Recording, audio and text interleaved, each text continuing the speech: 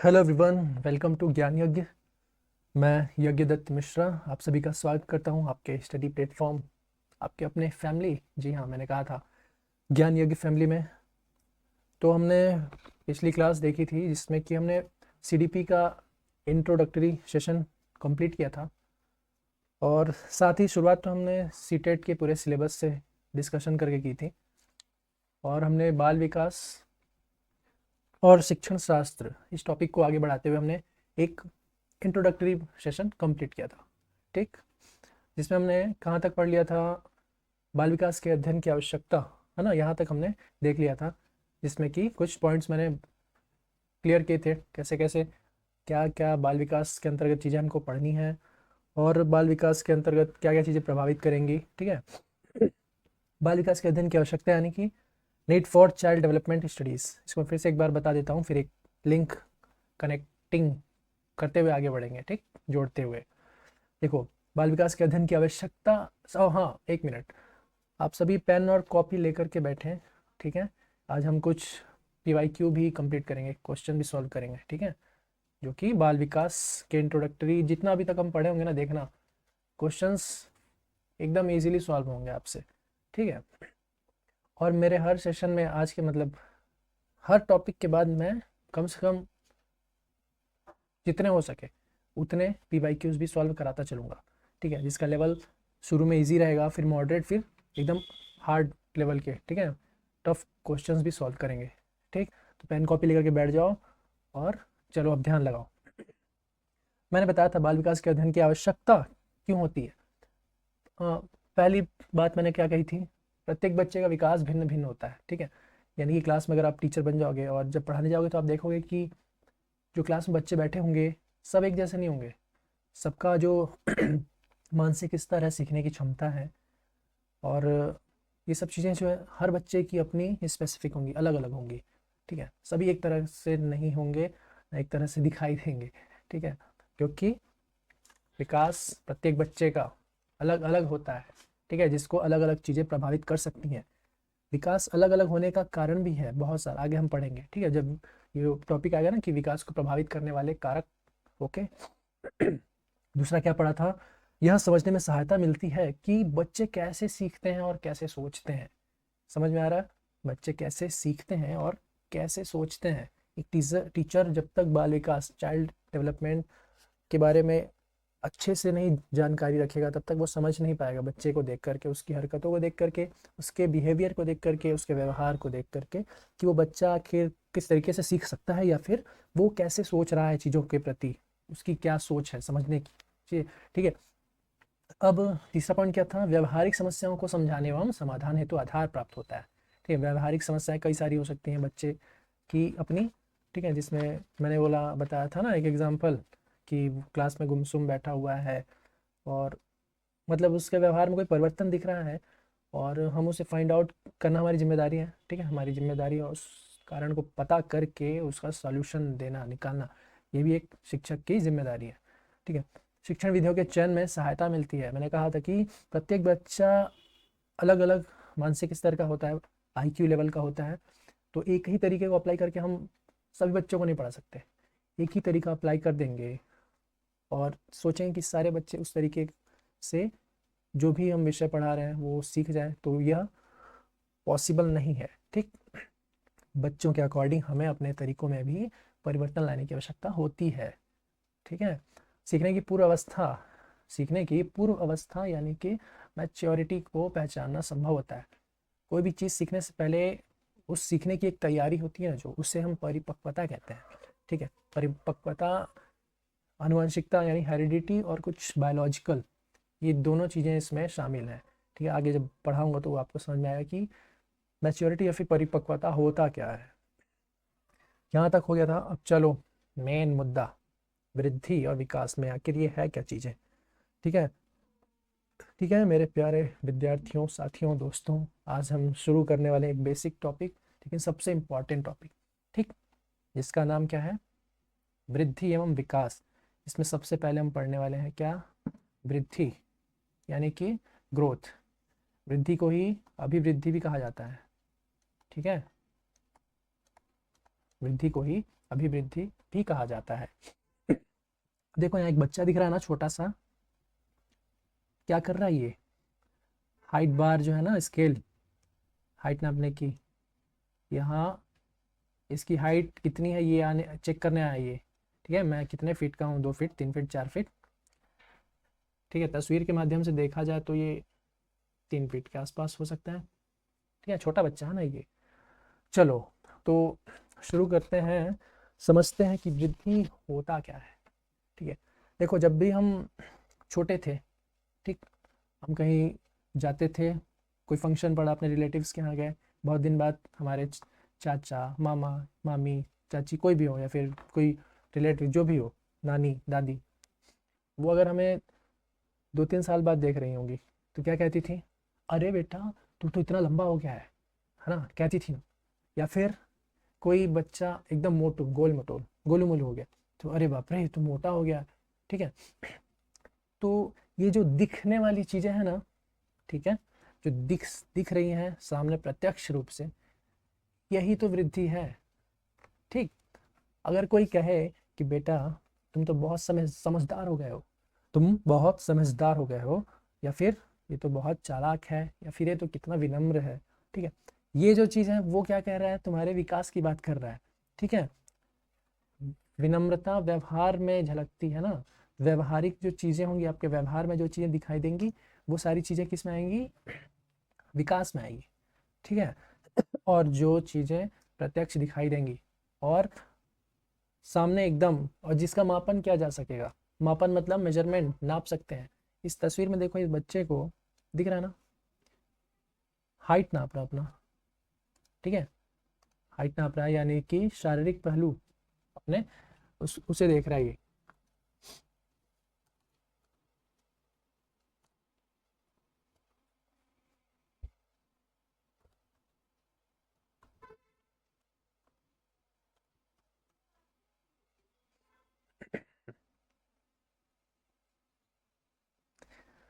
ठीक है, सीडीपी में जो बदलाव होते हैं, जो दिखाई देते हैं, ऐसे दिखाई देने वाले बदलावों को हम क्या कहते हैं, वृद्धि कहते हैं। ठीक है, अब ये तो मैंने एक एग्जांपल से शुरुआत करके आपको समझाया। ठीक है, अब हम सीडीपी की लैंग्वेज में, कुछ लैंग्वेज यूज़ होती हैं, वही भाषा, वही शब्द आपके एग्ज़ाम में आएंगे। ठीक है, अभी हम कोई एग्ज़ाम में यूँ करके नहीं पूछेगा कि किसी ने कहा कि तू तो गोलू मोलू हो गया, ये सब नहीं आएगा उसमें। ठीक है, जो शब्द क्वेश्चन में आते हैं, अब उस शब्दों को रख करके हम समझते हैं कि वृद्धि और विकास होता क्या है। ठीक, तो देखो सबसे पहले तो वृद्धि जो है, समझ लो विकास का बेटा है। ठीक है, वृद्धि जो है विकास का बेटा है। तो सबसे बड़ा कौन हुआ, पिताजी, पापा, पप्पा यानी विकास। तो ये लो मैंने बना दिया पप्पा जी को। ठीक है, ये कौन हुए, विकास, विकास जी। ये कौन हो गया, पप्पा। अब मैंने क्या कहा, विकास का बेटा कौन है, वृद्धि। ठीक है, तो पापा से छोटा कौन होगा, वृद्धि यानी विकास। कहने का मतलब ये है कि जो वृद्धि है वो विकास के अंदर शामिल है। ठीक है, विकास वृद्धि के अंदर नहीं शामिल होगा। ठीक, और दोनों अलग अलग चीज़ें होंगी। ठीक है, आगे कैसे ये आपस में जुड़ी हुई भी हैं वो समझेंगे, बट यहाँ भी जान लो शुरुआत में कि वृद्धि जो है विकास का ही एक हिस्सा है। ठीक, अब देखो विकास और वृद्धि में हम सबसे पहले वृद्धि पढ़ रहे हैं ना, तो वृद्धि या फिर ग्रोथ है ना, जो ग्रोथ है वो फिजिकल चेंजेस को दर्शाएगा। किसे, फिजिकल चेंजेस को, दिखाई देने वाले जो शारीरिक परिवर्तन होंगे। ठीक है, बॉडी, आपका शरीर। ठीक है, इसको याद रखना, वृद्धि मतलब शरीर, विकास मतलब आपका व्यवहार और ब्रेन, जिसे हम देख नहीं सकते, व्यवहार में झलकेगा वो चीज़। तो अभी फिलहाल वृद्धि पर फोकस करते हैं। ठीक है, अब देखो वृद्धि मात्रात्मक या फिर परिमाणात्मक परिवर्तन से संबंधित है। ग्रोथ में जो शारीरिक पहलू है उसमें क्या क्या आ सकता है आपका, हाइट यानी कि ऊंचाई ना, लंबाई, और साइज, आकार, वजन, ये सारी चीज़ें। ठीक है, अब देखो मात्रात्मक या परिमाणात्मक हम क्या कहते हैं, क्वालिटेटिव, सॉरी क्वांटिटेटिव। क्वालिटेटिव विकास में आएगा। ठीक है, क्वालिटी मतलब गुण, गुण किस में दिखाई देगा, विकास में। ठीक है, मात्रात्मक परिवर्तन मतलब क्वांटिटेटिव, मात्रा सही समझ में आ रहा है, अमाउंट। ठीक है, कोई चीज़ की मात्रा है उससे हम माप सकते हैं। ठीक है, यह मेजरेबल होता है ये। ठीक है, क्या होता है ये, वृद्धि जो है मेजरेबल होता है, यानी कि मापन योग्य। क्लियर है, यह मापन योग्य होगा, इसका मापन संभव होगा और इससे हम किसी इकाई से माप सकते हैं। इकाई का मतलब किलोग्राम हो सकता है, इंच हो सकता है, ठीक है, फीट हो सकता है, सेंटीमीटर हो सकता है। यानी कि जो वृद्धि है उसे मेजर करने के लिए हमें किसी यूनिट की आवश्यकता पड़ेगी। ठीक, फॉर एग्जांपल कोई व्यक्ति है, ठीक है, या फिर कोई बच्चा है, उसकी हाइट है कितनी, 4 फीट। ठीक है, तो उसकी जो लंबाई या फिर ऊंचाई है, इसे हम क्या कह के डिनोट कर रहे हैं, 4 फीट। यह जो बच्चा है यह 4 फीट का है।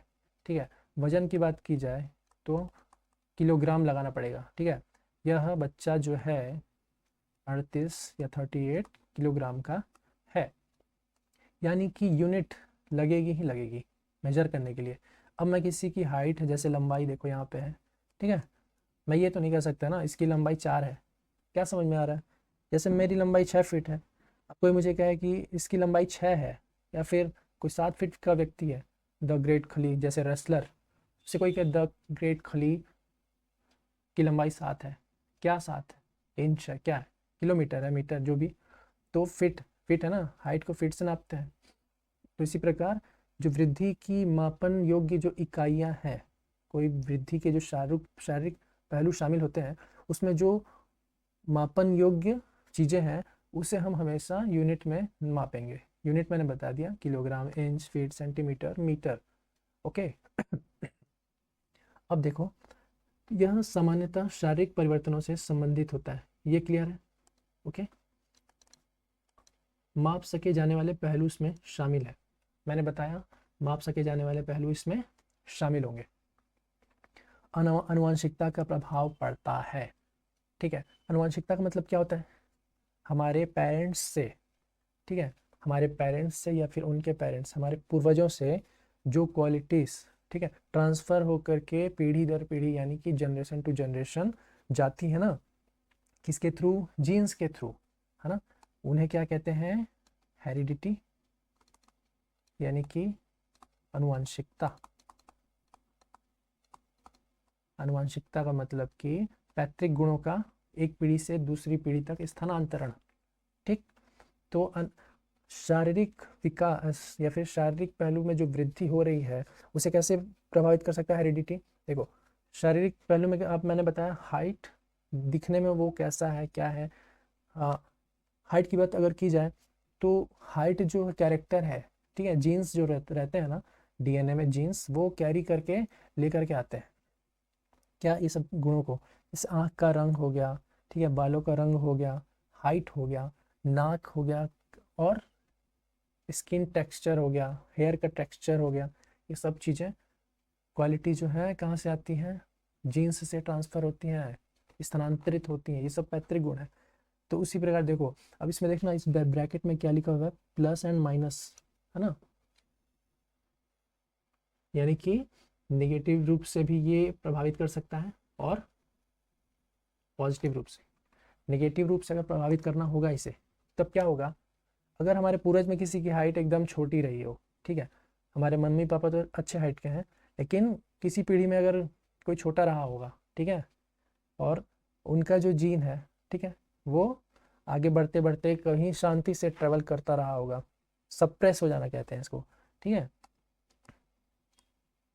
सप्रेस यानी दबा हुआ, छिपा हुआ, यानी जो कम हाइट वाली जीन है ना, मतलब कम हाइट को कैरी करके जो जीन लेकर के आ रहे हैं वो कई पीढ़ी तक ना शांत है मान लो, और हमारे अंदर ही वो जाके एक्सप्रेस हो गया, तो फिर हमारी हाइट क्या हो गई, छोटी रह जाएगी। ठीक है, बोलते हैं ना कम ड्वार्फ या फिर बौना बोलते हैं, चिढ़ाते हैं, चिढ़ाना नहीं चाहिए, सब नेचुरल है, कुदरत की देन होती है। इसी प्रकार किसी में पूर्वज में कोई एकदम लंबा रहा होगा, 6.5 फीट 7 फीट का, ठीक है, हमारे बच्चों में अगर वो जीन एक्सप्रेस हो गया, ठीक है, हमारे तक में नहीं हुआ हो और हमारे आने वाली पीढ़ी में अगर वो एक्सप्रेस हो गया तो हमारी ही पीढ़ी में से कोई एक बच्चा कैसा हो जाएगा, 7 फीट लंबा निकल जाएगा। ठीक है, तो ये जो है निगेटिव रूप से भी पॉजिटिव रूप से भी प्रभावित करती है। ठीक है, समझ में आ गई बात। आंतरिक एवं बाह्य दोनों रूप में होती है वृद्धि।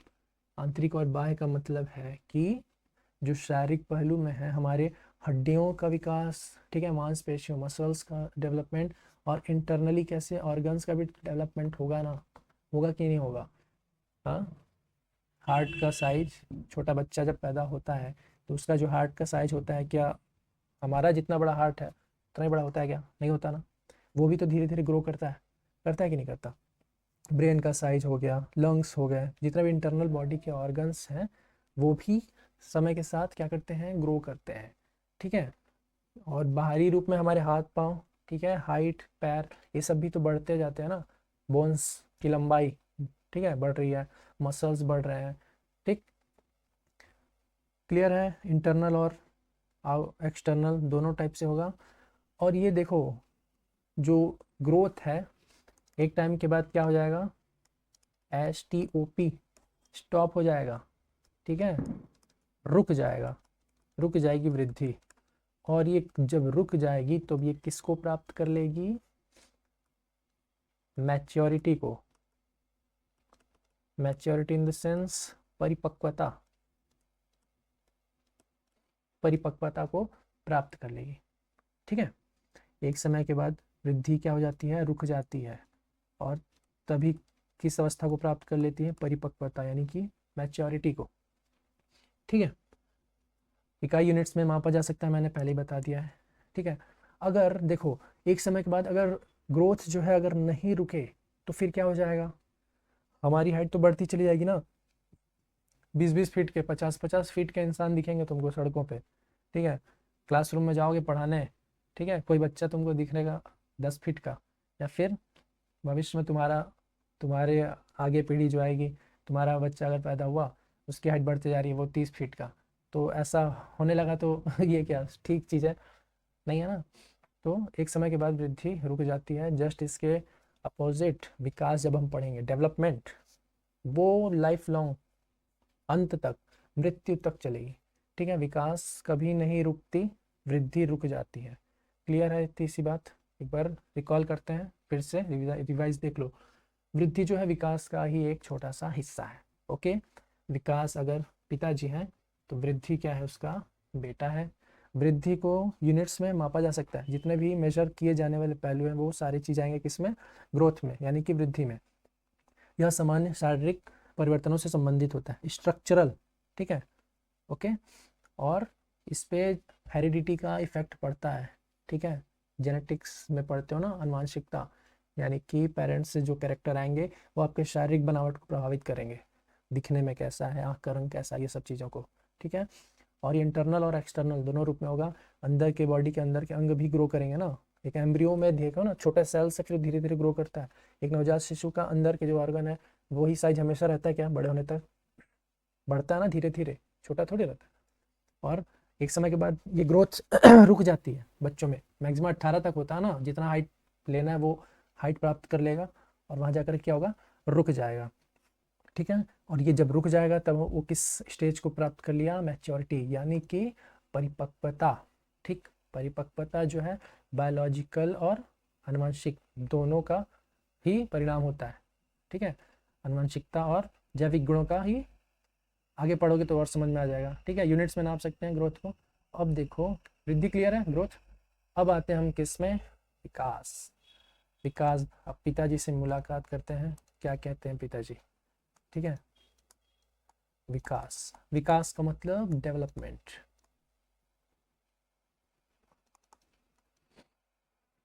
देखो पहला पॉइंट देखना क्या लिखा है, यह एक व्यापक ब्रॉड क्षेत्र है, बहुत बड़ा क्षेत्र है विकास, जिसमें वृद्धि क्या है, शामिल है। देखो मैंने हाईलाइट किया यहाँ पे, यह एक व्यापक क्षेत्र है जिसमें वृद्धि शामिल है, यानी विकास बहुत बड़ा, अपने आप में एक व्यापक ब्रॉड स्पेक्ट्रम में एक बड़ी चीज़ है विकास, जिसमें एक छोटा सा चीज़ क्या है, वृद्धि, ग्रोथ।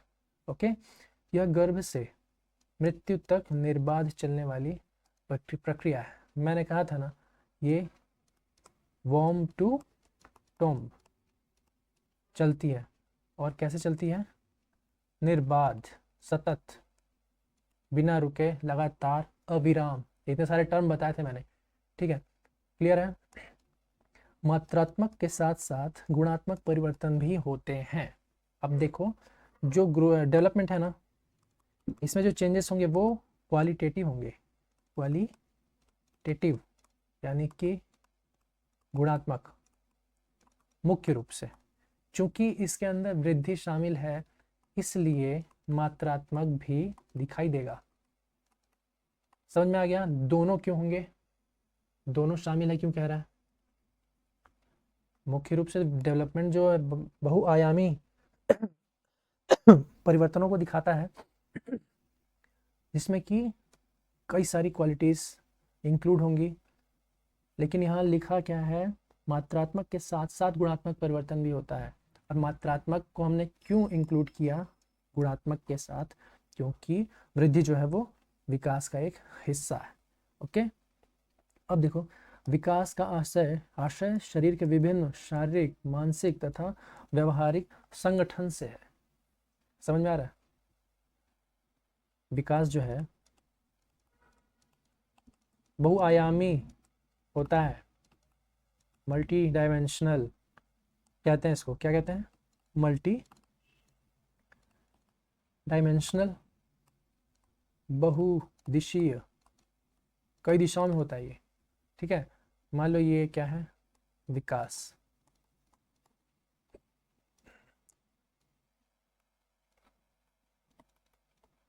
शारीरिक, मानसिक, ठीक है,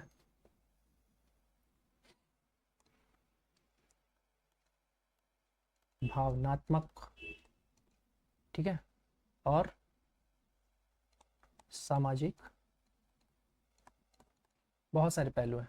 मतलब जो ग्रोथ था, विकास था, वो एक ही दिशा में हो रहा था ना। एक दिशा का मतलब क्या? नहीं, देखो मैं बता रहा हूँ, ग्रोथ जो है एक पहलू से संबंधित था। किससे? शारीरिक पहलू से, ठीक है। लेकिन विकास जो है वो किसी एक पहलू से संबंधित नहीं है, कई सारी, शारीरिक विकास भी शामिल है इसमें, मेंटल डेवलपमेंट भी शामिल है इसमें, ठीक है, इमोशनल डेवलपमेंट भी शामिल है, सामाजिक, सोशल डेवलपमेंट भी शामिल है। यानी कि ये मल्टी डायमेंशनल है। ये क्या है? मल्टी डायमेंशनल है ये, ठीक है। दिशा की बात की हमने, तो जो विकास है वो है बहुदिशीय, कई दिशाओं में, ठीक। और जो ग्रोथ है उसकी दिशा निश्चित नहीं होती। जैसे कि क्यों नहीं होती? कभी ग्रोथ में जो हाइट है कभी स्लोप हो जाता है बढ़ना, ठीक है, जब वो ग्रोथ के पीरियड में रहता है तो। और कभी कभी देखना अचानक से हाइट तेजी से बढ़ने लगती है। तो कई बार वजन और आकार है जो शरीर का वो तेजी से बढ़ने लगता है, हाइट रुक जाती है।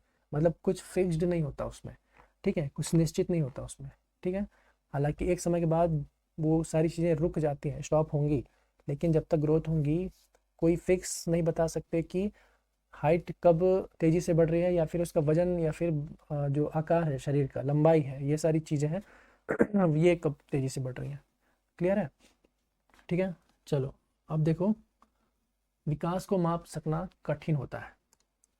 बिल्कुल, विकास यानी कि डेवलपमेंट।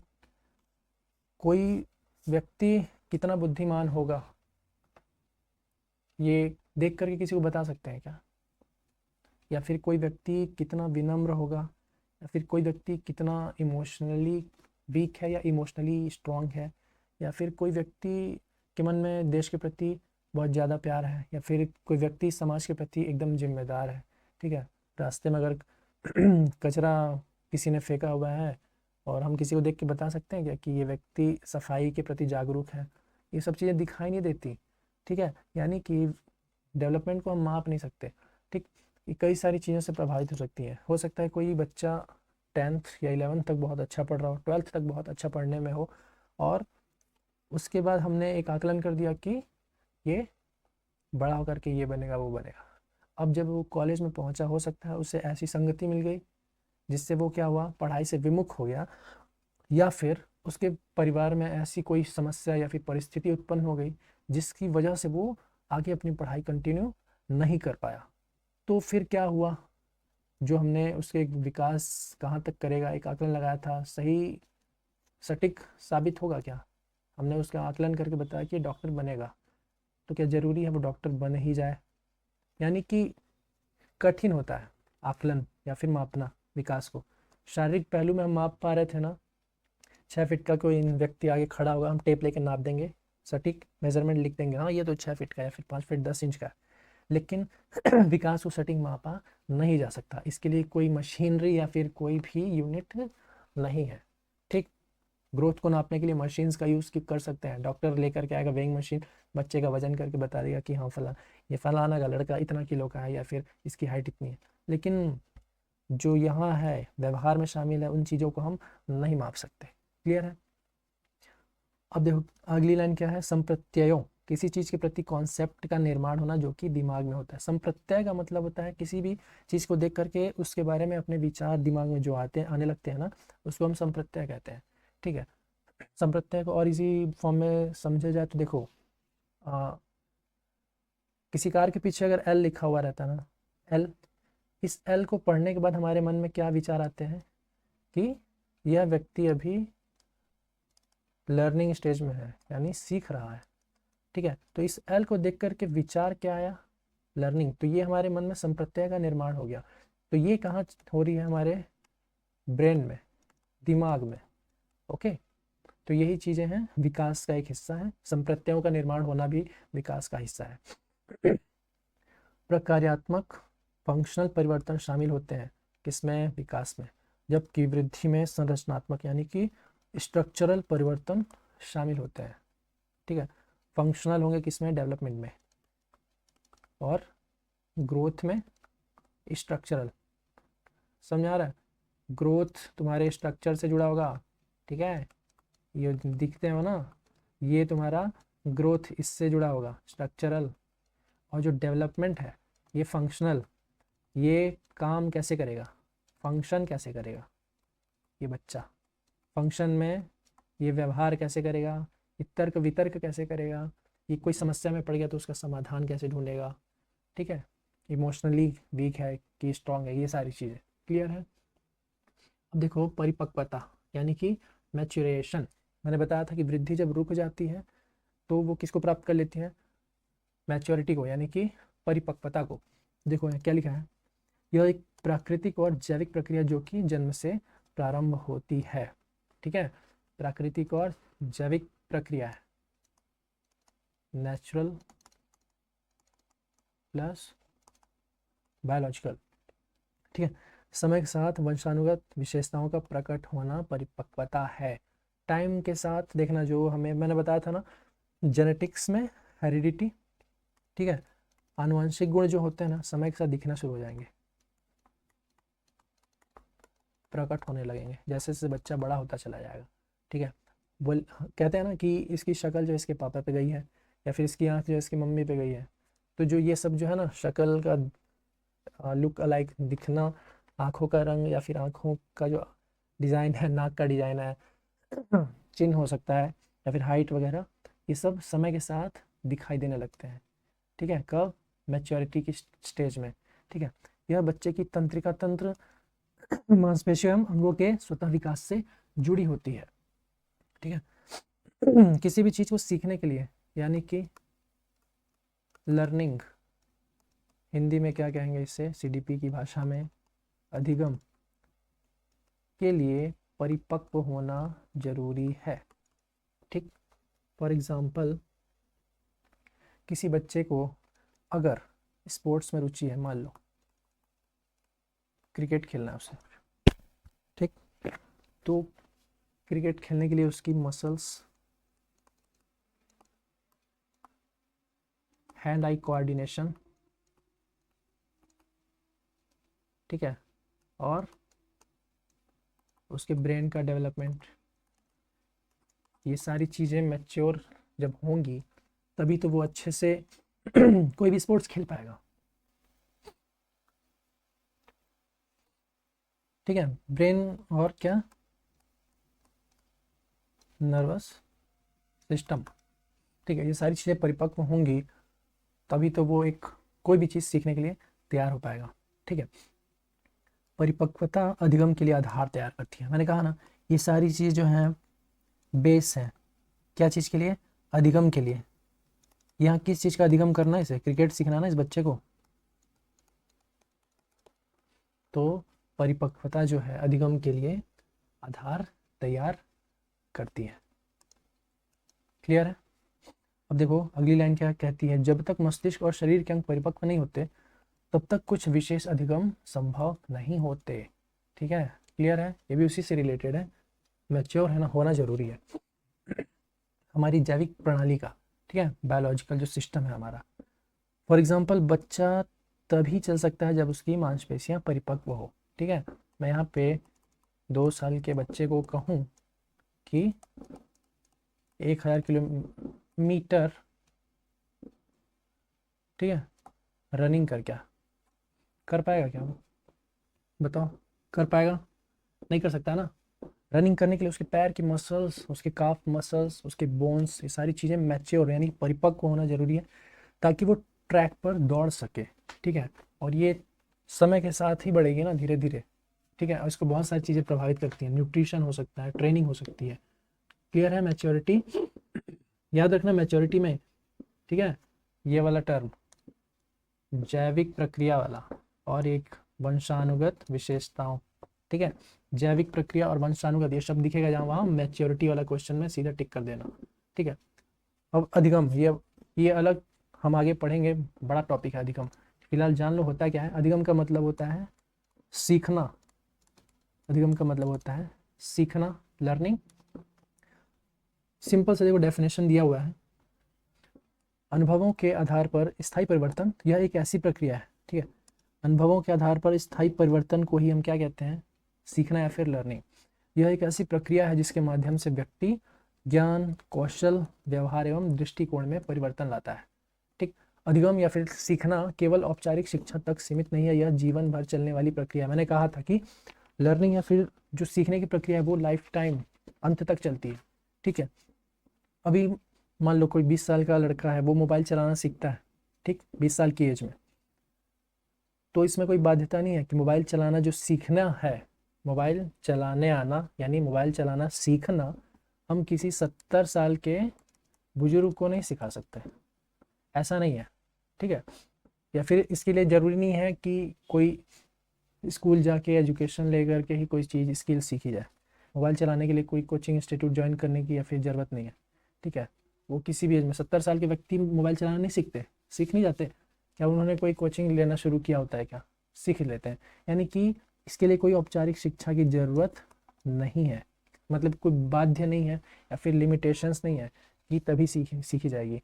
यह लाइफ लॉन्ग है, जीवन भर आदमी कुछ ना कुछ सीखता ही रहता है। ठीक है, अब देखो फिर से बता रहा हूँ शॉर्ट में, अधिगम ऐसे बहुत बड़ा टॉपिक है, वो आगे पढ़ेंगे। ठीक है, अनुभवों के आधार पर स्थायी परिवर्तन, यानी एक इंसान जो है वो जब ग्रो करता है, डेवलप होता है, धीरे धीरे बड़ा होता है, तो कई सारी चीज़ें अपने लाइफ में एक्सपीरियंस जोड़ता चला जाता है साथ में। ये सारी एक्सपीरियंस के बेस पे उसके अंदर जो स्थायी चेंजेस आती हैं वही क्या है, लर्निंग है।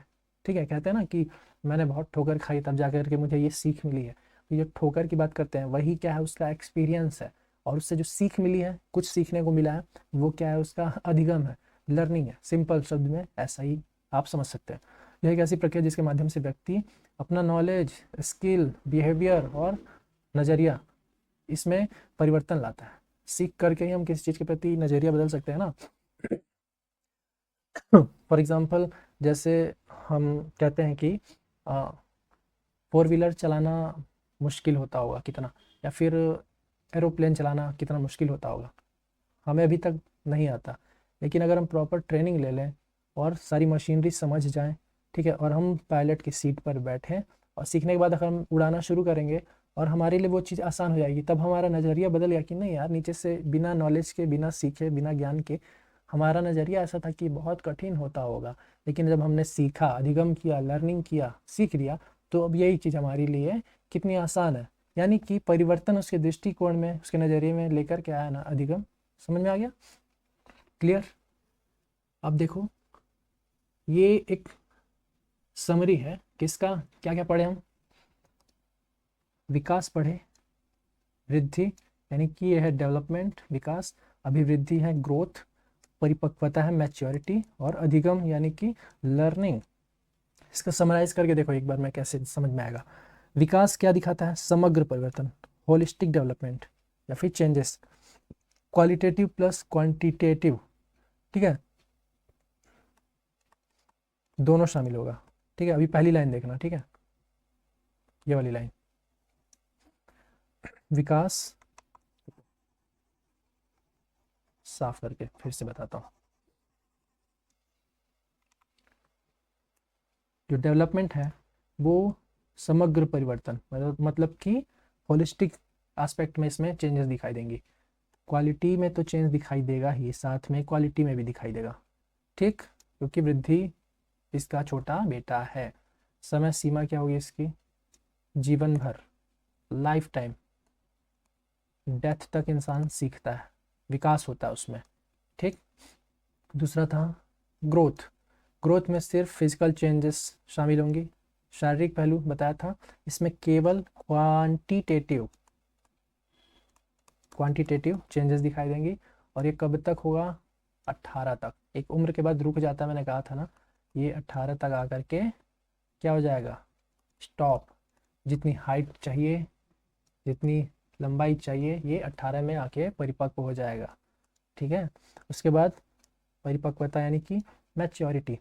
बायोलॉजिकल शब्द जहाँ आएगा, मैंने कहा था ना मैच्योरिटी में तुरंत टिक लगाना, ठीक है। इसमें बायोलॉजिकल सिस्टम जो है वो क्या हो जाता है? मैच्योर हो जाता है। सेक्सुअल जो रिप्रोडक्शन ऑर्गन है, रिप्रोडक्टिव ऑर्गन है, वो परिपक्व हो जाएंगे। सेक्सुअल, सेकेंडरी सेक्सुअल कैरेक्टर यानी कि द्वितीयक लैंगिक लक्षण, लड़कों के और लड़कियों में जो कैरेक्टर गुण दिखाई देने लगते हैं, वो सारी चीज़ें इस समय आकर के स्पष्ट रूप से दिखाई देने लगेंगी।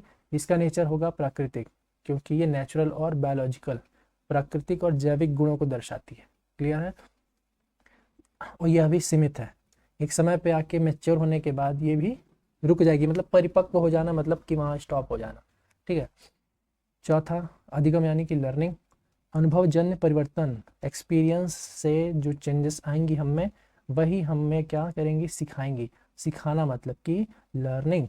इसका नेचर भी पर्यावरणीय होगा। पर्यावरणीय मतलब कि हम नेचर में आकर के ही सीखेंगे ना। एक जगह घर में बैठ करके हम कोई चीज़ अधिगम कर सकते हैं क्या? सीमित मात्रा में कर पाएंगे। एक ब्रॉड स्पेक्ट्रम में करना है तो पर्यावरण यानी कि नेचर में निकलना पड़ेगा, अपने आसपास समाज में, लोगों के बीच, स्कूल भी एक आपका एक पर्यावरण होगा, ठीक है। और ये कब तक सीखता है इंसान? जीवन भर, ठीक है। विकास जब तक है तब तक इंसान सीखता है। क्लियर है? चलो देखो PYQ फटाफट करते हैं, ठीक। देखना ये अभी तक ध्यान से आप लोगों ने पढ़ा होगा, तो ये फटाफट सॉल्व होने लगेंगे। और जैसे जैसे आप क्वेश्चन सॉल्व करेंगे, आपसे क्वेश्चन सॉल्व होना शुरू होंगे, कॉन्फिडेंस लेवल का देखना कितना बूस्ट होगा कि अरे वाह, एक भी क्वेश्चन उससे गलत नहीं हो रहा। तो यही कॉन्फिडेंस आपको एग्जाम हॉल में चाहिए, ठीक है। कॉन्फिडेंस से आधे पेपर सॉल्व हो जाता है, ठीक। पहला क्वेश्चन क्या है? विकास किस प्रकार की प्रक्रिया है, ठीक। डेवलपमेंट किस प्रकार का प्रोसेस या प्रक्रिया है? ऑप्शन ए अस्थाई, बी प्रतिगामी, सी सतत, डी रुक रुक कर होने वाली। इसमें क्या सही उत्तर होगा? अस्थाई है क्या डेवलपमेंट? नहीं। प्रतिगामी है क्या? प्रतिगामी का मतलब क्या हुआ? एक होता है अग्रगामी, आगे की तरफ बढ़ने वाला, और प्रतिगामी मतलब उल्टा। तो क्या विकास उल्टा जाता है क्या? नहीं जाता। कट। सतत, शुरू में ही हमने पढ़ा था, विकास एक सतत प्रक्रिया है, निरंतर, अविराम। तो विकास की किस प्रकार की प्रक्रिया होगी? सतत। रुक रुक कर होने वाली, ऐसा है क्या? रुकती है क्या? मैंने लाइन लिखा था, कभी भी ये स्टॉप नहीं होती, स्लो होती है। और स्लो का मतलब होता है धीमा, रुकना मतलब स्टॉप होगा ना, तो ये भी क्या होगा? गलत। एक क्वेश्चन सॉल्व, इजी क्वेश्चन है। मानव विकास का अंतिम चरण कौन सा है? ह्यूमन डेवलपमेंट, ठीक है, मानव की बात कर रहे हैं यहाँ, देखना, ठीक है, बाल नहीं कहा, मानव। तो किशोरावस्था होगा क्या? नहीं। बाल्यावस्था होगा क्या? नहीं। प्रौढ़ावस्था होगा क्या? नहीं। मानव का अंतिम चरण क्या रहता है? वृद्धावस्था होता है ना, तो वृद्धावस्था आपका सही उत्तर होगा। यही अगर इस मानव की जगह बाल विकास का अंतिम चरण पूछ लेता तब हम कौन सा ले आते सही उत्तर? किशोरावस्था हो जाता तब, अगर मानव की जगह बाल लिखा होता तो। क्लियर? विकास का प्रारंभ कब होता है? जन्म के बाद? नो। विद्यालय जाने के समय? ये भी नहीं। गर्भावस्था से, याद है ना, वुम्ब टू टम्ब, प्रेगनेंसी से मृत्यु तक, तो गर्भावस्था इसका सही उत्तर हो जाएगा। ठीक है, 5 वर्ष की आयु में? बिल्कुल नहीं। चौथा प्रश्न देखते हैं, बाल विकास में विकास का क्या अर्थ है? अब यहाँ देखो, बालक का पूछा है, बाल विकास में विकास का क्या अर्थ है? केवल लंबाई बढ़ना होगा क्या? लंबाई तो शारीरिक पहलू था ना, शारीरिक पहलू को दर्शा रहा है, तो शारीरिक पहलू तो वृद्धि को दर्शाता है, और यहाँ तो विकास पूछा है, तो केवल लंबाई बढ़ना बिल्कुल गलत। केवल वजन बढ़ना, ये भी नहीं। मानसिक, सामाजिक, शारीरिक परिवर्तन, ये होगा इसका आंसर, क्योंकि विकास में शारीरिक यानी कि ये वृद्धि भी शामिल है किसमें? विकास में। सामाजिक तो है ही, मानसिक भी है, ठीक है, संवेगात्मक भी है, क्योंकि मैंने बताया था ना बहुआयामी परिवर्तन, इसमें बहुआयामी होता है विकास। ठीक है, तो आपका सी सही आंसर होगा, खेलकूद गलत। अगला प्रश्न, निम्न में से कौन सा वाक्य सही है? सभी बच्चे एक समान गति से विकसित होते हैं। ऐसा है क्या? सभी बच्चे तो अलग अलग होते हैं ना, एक जैसे तो होते ही नहीं है। गलत। केवल पढ़ाई से विकास होता है? बिल्कुल ना जी, विकास एक समान दर से नहीं होता, और खेल विकास में बाधा है। बिल्कुल गलत। सी ऑप्शन, विकास एक समान दर से कभी भी नहीं होता, ये आपका सही पूछा है। तो यहाँ ध्यान देना, कई बार सही नहीं है कर देता है, तो उसको भी देखना होता है। यहाँ पूछा कौन सा वाक्य सही है, तो विकास एक समान दर से नहीं होता, क्योंकि सभी को अलग अलग माहौल मिलता है विकास करने का, सबको अलग अलग चीज़ें प्रभावित करेंगी, तो विकास भी अलग अलग दर से ही होगी सब में। ठीक, निम्न में से कौन सा वाक्य विकास की विशेषता नहीं है? अब ध्यान से देखना इस नहीं शब्द को, यही कई बार क्वेश्चन गलत करवा देता है। नहीं है पूछा है, तो अब फाइंड आउट करो। ऑप्शन विकास को पूछा है, ठीक, 2 चीज़ें मिल गई इस क्वेश्चन में हाईलाइटेड, विकास और एक नहीं है पूछा। विकास व्यक्ति की आयु के अनुसार होता है, अकॉर्डिंग टू एज होता है, सही बात है। सबके अलग अलग विकास होता है ना, दर तो उम्र के अनुसार ही होगा ना सब में, व्यक्ति के अनुसार होता है, ये सही बात है। विकास केवल बचपन तक सीमित होता है, ऐसा है क्या? हम तो मृत्यु तक कह रहे थे ना विकास होता है, तो बचपन तक सीमित कैसे हो जाएगा? गलत। ठीक है, विकास क्रमिक और सतत होता है, सही है, पढ़ा है हमने। विकास व्यक्ति विशेष पर निर्भर करता है, बिल्कुल, हर व्यक्ति अपने आप में अलग अलग होता है, और ये विकास भी अलग अलग होगा सब में।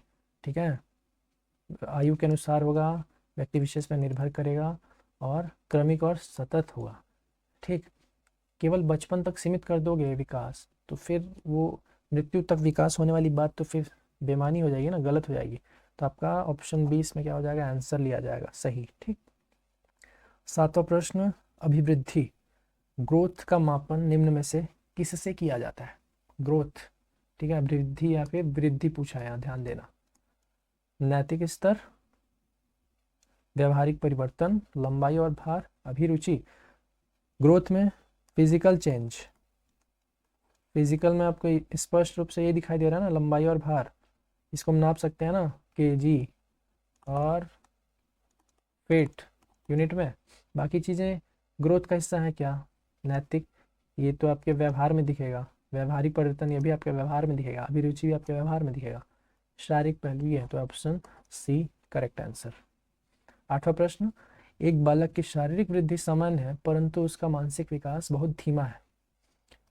शारीरिक वृद्धि सामान्य, नॉर्मल है, ठीक है, यानी कि उसका जो ग्रोथ है वो क्या है? नॉर्मल है, बट मेंटल डेवलपमेंट क्या है? स्लो है। ठीक है, ये डेवलपमेंट को दिखा रहा है ना। अब देखो ऑप्शंस क्या है, यह दर्शाता है कि विकास और अभिवृद्धि एक ही है।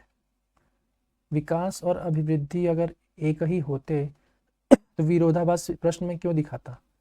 यहाँ तो विरोधाभास है ना, एक चीज़ सामान्य है बट एक चीज़ बहुत धीमा है। अगर एक होते तो ये सामान्य और ये सामान्य दोनों होता ना एक जैसा, या फिर मानसिक विकास धीमा होता, शारीरिक वृद्धि भी धीमा होती। तो ये आपका गलत। दोनों एक दूसरे पर निर्भर हैं, आंशिक रूप से होते हैं, ठीक है, पूरी तरह निर्भर नहीं हो सकते। पूरी तरह निर्भर होते तो फिर वही वाली बात, विरोधाभास नहीं होता इन दोनों लाइन में, इसको भी हम नहीं लेंगे। विकास और अभिवृद्धि अलग अलग प्रक्रियाएं हैं, ये आपका सही आंसर होगा। पूछो क्यों? विकास और अभिवृद्धि दोनों अलग अलग प्रक्रियाएं हैं, ठीक है। मैंने कहा जरूरी नहीं है कि कोई व्यक्ति की वृद्धि जो है अगर वो 6 फीट लंबा है, ठीक है, तो उसका मानसिक विकास अच्छे स्तर का हो जाए, जरूरी नहीं है, ठीक। दोनों चीज़ें अलग अलग हैं, ठीक है। कई बार ऐसा होता है ना कि एक कम हाइट का बच्चा या फिर लड़का भी मेंटली भयानक प्रतिभाशाली हो सकता है, वो बहुत अच्छा, ठीक है। तो ये दोनों चीज़ें अलग अलग हैं। मानसिक विकास को नज़रअंदाज किया जा सकता है, वाह, तुम स्कूल में किसी बच्चे के मानसिक विकास को ही नज़रअंदाज कर दोगे तो वो कैसे डेवलप होगा वो बच्चा? तो ये भी ऑप्शन गलत है, सी ऑप्शन इसका सही हो जाएगा। विकास और अभिवृद्धि अलग अलग प्रक्रियाएं हैं, तभी ना शारीरिक वृद्धि जो है उसका नॉर्मल चल रहा है लेकिन मानसिक विकास धीमा है। अलग अलग प्रक्रियाएं तभी।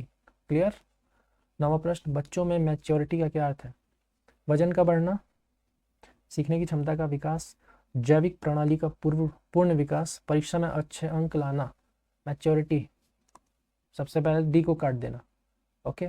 सीखने की क्षमता का विकास, क्षमता का विकास ना, सीखना तो जीवन भर चलेगा, ये भी नहीं होगा। वजन का बढ़ना, फिजिकल बढ़ते रहना, ना ये भी नहीं आएगा। मैंने बताया था जब भी परिपक्व या मैच्योरिटी दिखे तो दो शब्द देख लेना, जैविक प्रणाली और एक आनुवांशिकता। जैविक प्रणाली के दर्शन हो रहे हैं इस प्रश्न में, इस ऑप्शन में, तो सही आंसर कौन सा होगा? सी, है ना भाई? ये देखो दिखा रहा हूं तुम लोगों को, परिपक्वता थर्ड ऑप्शन, जैविक जैविक जैविक शब्द देखो, इस क्वेश्चन में भी हमको मिला ना जैविक शब्द, जैविक प्रणाली। 10वां प्रश्न है, शारीरिक विकास को प्रभावित करने वाला प्रमुख कारक कौन सा है? शारीरिक विकास यानी कि ग्रोथ, खेलकूद प्रमुख कारक हो सकता है क्या? क्यों? जो बच्चा नहीं खेलता क्या उसका ग्रोथ नहीं होता? गलत, प्रमुख कारक नहीं होगा, कारक हो सकता है बट प्रमुख कारक नहीं होगा। नैतिक शिक्षा, नहीं, बिल्कुल नहीं। पोषण, सामाजिक परिवेश भी नहीं होगा। ऐसा थोड़ी है कि सभ्य समाज में कोई जी रहा है तो वो 6 फीट का हो जाएगा, या फिर कोई एकदम खराब जगह पे जी रहा है सामाजिक परिवेश में तो वो बौना हो जाए, ऐसा नहीं है ना। सी ऑप्शन इसका करेक्ट आंसर होगा, क्योंकि न्यूट्रिशन रोल निभाता है आपके फिजिकल ग्रोथ में, ठीक है। शारीरिक विकास पूछा है, शरीर का डेवलपमेंट करने के लिए आप खाना पीना अच्छा, न्यूट्रिशन जरूरी है ना। तो प्रभावित करने वाला प्रमुख कारक कौन होगा? पोषण। देखो फिर से परिपक्वता आया यहाँ पे, मैच्योरिटी देख लो तो कहीं दिख रहा है? जन्मजात क्षमताओं यानी कि हेरिडिटी, बी आंसर, चुपचाप से टिक लगा देना। अभ्यास से सीखना, ये अधिगम में आ जाएगा, ये नहीं है। इनाम मिलने पे सीखना, ये भी नहीं होगा। नकल करके सीखना, अनुकरण का मतलब दोहराना या फिर नकल करना होता है, ये भी नहीं होगा। मैच्योरिटी मतलब जन्मजात क्षमताओं का क्रमिक विकास होगा, बायोलॉजिकल आपका सिस्टम जो है उसका क्रमिक विकास होगा, ठीक। तो आज की क्लास यहीं समाप्त करते हैं। अगली क्लास में हम पढ़ेंगे विकास के प्रकार, टाइप्स, डोमेन, जिसमें शारीरिक, संज्ञानात्मक, सामाजिक, भावनात्मक, ये इंपॉर्टेंट है और इससे बहुत सारे अच्छे अच्छे क्वेश्चन गारंटी है आने ही है, ठीक है। तो चलिए आज के लिए इतना ही, मिलते हैं अगली क्लास में विकास, वृद्धि और विकास को और विकास करवाने के लिए, मतलब गति देने के लिए, ठीक है। चलो सभी को जय हिंद, वंदे मातरम। जुड़ने के लिए थैंक्स। और हाँ, अगर इस चैनल में आप पहली बार आए हो पहली बार देख रहे हो तो प्लीज़ सब्सक्राइब कर देना, ठीक है। वीडियो को लाइक कर देना, सब्सक्राइब कर देना, बेल आइकन प्रेस कर देना, क्योंकि अभी आपको रेगुलर वीडियो डलने वाली हैं, डलती जाएंगी, और वीडियो डलेंगी तो अब तक नोटिफिकेशन पहुंचना भी तो ज़रूरी है ना, ठीक है। तो चलो मिलते हैं अगली क्लास में।